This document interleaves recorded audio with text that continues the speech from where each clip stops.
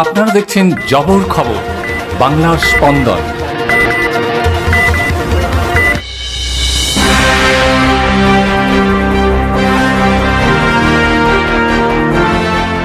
পুলিশি তৎপরতায় বারুইপুরে গ্রেপ্তার ৩ দুষ্কৃতী। তাদের কাছ থেকে উদ্ধার হয়েছে আগ্নেয়াস্ত্র।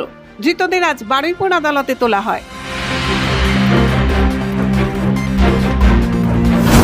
বৃহস্পতিবার গভীর রাতে বারুইপুর থানার পুলিশ গোপন সূত্রে খবর পায়, বারুইপুর থানার অন্তর্গত উত্তরভাগ পাম্প হাউসের কাছে কয়েকজন ব্যক্তি সন্দেহজনকভাবে ঘোরাফেরা করছে।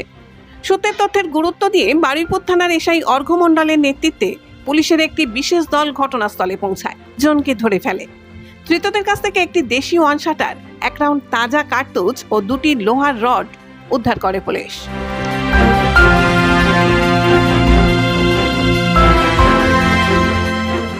প্রাথমিক তদন্তে পুলিশ জানতে পারে ধৃতরা ডাকাতির উদ্দেশ্যে জড়ো হয়েছিল।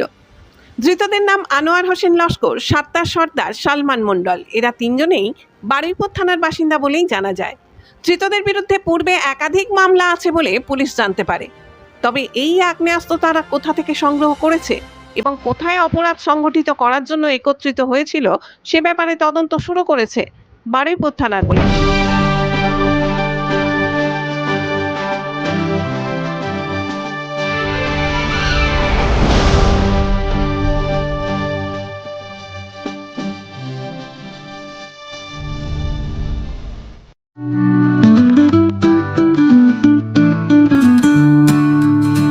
সপ্তাহের প্রতিদিন চোখের ডাক্তার মানে জয়নগর রথ কলার আইসেফ আইসেফ আইসেফ।